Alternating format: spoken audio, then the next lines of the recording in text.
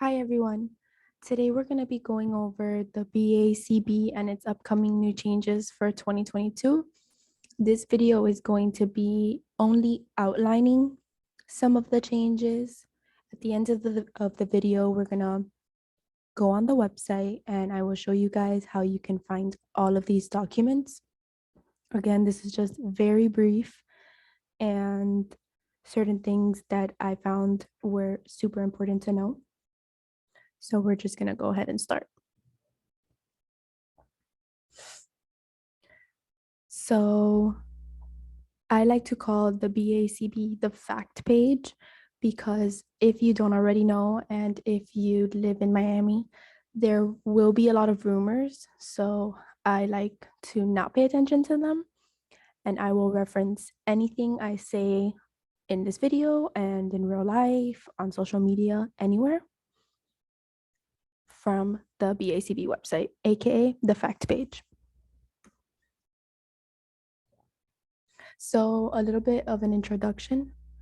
It is super important to know that not knowing one of these rules or ethics code is not a valid reason to not follow the ethics. So not knowing or being misinformed is not a real excuse in front of a judge. So all RBTs need to be familiar with the 4 core principles, which I'm going to outline them a little bit. RBT supervisors and RBT requirement coordinators, it is essential that you are familiar with the RBT ethics code, as you are literally paving the way for an RBT supervisee and take an active role in enforcing it. So if you are being supervised as an RBT and you are not being introduced to this information, call out your supervisor on it, honestly. And RBTs cannot be employers of their supervisors. I thought that was super important to outline. So here are the core principles. There's 4 of them. We always have to benefit others. We have to practice with integrity. We should be treating others with compassion, dignity, and respect. And we always have to ensure their competence. So here are some new standards that were added. RBTs can never be their supervisors' employers. Like I said, I thought that was super essential to bring attention to it because there will be instances where RBTs might open an agency or something like that, and you cannot be hiring your supervisor. That should not be occurring. RBTs work directly with their supervisor to ensure that they are culturally responsive in their work. So we're always respecting who we're working with, as well as with who are we working with. So we're respecting our client and we're respecting our team. RBTs conduct themselves in a professional manner during all work activities. They take action to improve their performance following feedback from supervisors. So when your supervisor gives you feedback, that should not be an argument or should not be the RBT telling the analyst what to do. At that point, it is you have to receive receptive feedback. Now, that does not mean that the RBT does not have a voice. Okay. As a supervisor, they should be asking the RBT, in this case, if it's you, for some information. So as an analyst, you should feel comfortable asking your RBT, hey, have you seen any new behaviors that are not outlined in the plan? What do you think works best? Have you tried something new or maybe did something by mistake and did it actually work out? Let's talk about it. Next is RBTs implement restrictive or punishment-based procedures only when it's documented behavior change plan and after their supervisor has verified their competence. So this is great because now this ethics code should be a little bit scary even for some analysts, because now as an analyst, we have to ensure that our RBTs know how to implement these punishment procedures, or in the extreme case of having to restrict the client, you as an RBT should never feel like you don't know how to do something that's outlined in a behavior plan, especially if you have to do a punishment procedure or you have to restrict your client. So don't be scared to ask your analyst how to do something or to ask them to model something for you. Essentially, it's their job. This is what they get paid for. So as an RBT, you should not be shy or scared to ask these questions.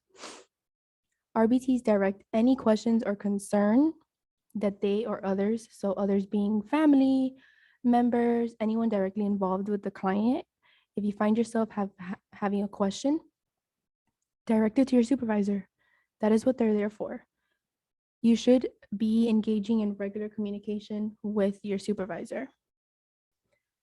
So next is RBTs when they're named in a notice of alleged violation or receive required action notice, they must inform their supervisor, and then together, the both of you should work to provide necessary documentation to the BACB as requested.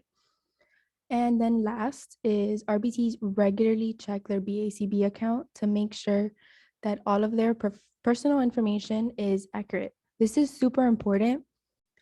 RBTs should not give this account to someone else. So only the owner of their BACB account should have access to it. This should not be something that you just call up your supervisor and you're like, hey, can you go on my BACB account and check this for me? No, this is personal information. This is yours. You do not give this account to anyone else. And this deserves its own video, but beginning January 1st, today, if an individual is in their first year as a BCBA, is providing supervision to trainees, acquiring fieldwork toward their BCBA or BCABA certification, they're required to have a qualified consulting supervisor meet with them every month to provide guidance on effective supervision practices. I thought this was amazing. Okay. People should not just be becoming BCBAs and then providing fieldwork supervision to people trying to become a BCBA. As that type of supervisor, so in this case, a consulting one, you have to have a lot of things to offer. Essentially, you are bringing in this person into the field. If you're a brand new BCBA, it's kind of hard for you to be teaching someone that is potentially going to be your coworker. So if both of you know nothing, we have a big problem. And I feel like this has been occurring for the past years. So I personally love this. So now we're going to go ahead and this was supposed to be for the end, but thank you for listening so far and subscribe for more videos. But I'm going to go. Here we have the fact page. On Google, you want to put bacb.com. It's just that easy.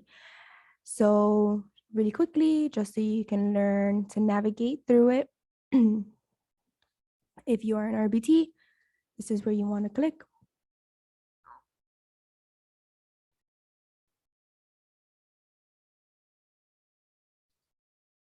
If the internet wants to work faster, that would be great. So here, the BACB goes above and beyond to provide all the necessary information. So if you are lost, it is because you have not gone out of your way to go on this website. That is all that I have to say. So right here, we can have, this is the ethics code.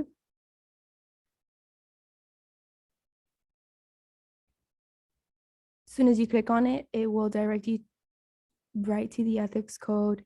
This outlines everything plus more that we just went over. if you are an RBT or potentially looking into becoming one, this is essential. You have to know how to find this, and you have to have at least read this once. So that is one of them.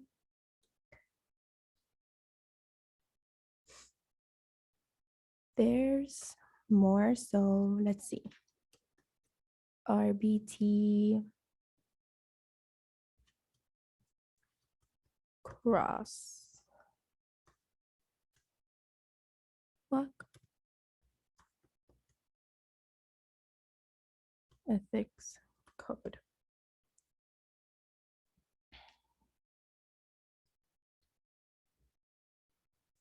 I think it's the internet for some reason.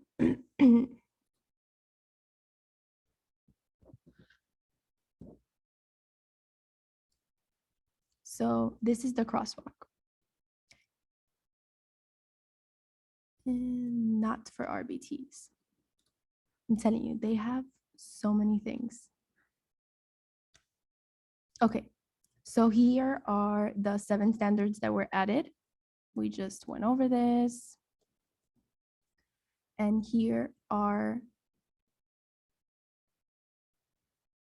many outlines of the old one and where you can find it now. So if you're confused, if you want to compare, this would be the document for you to download, for you to compare between the new ethics code and the old one and what changed, what didn't change. You can find this here. Besides that, thank you again for listening, and I hope that you subscribe and keep watching our videos.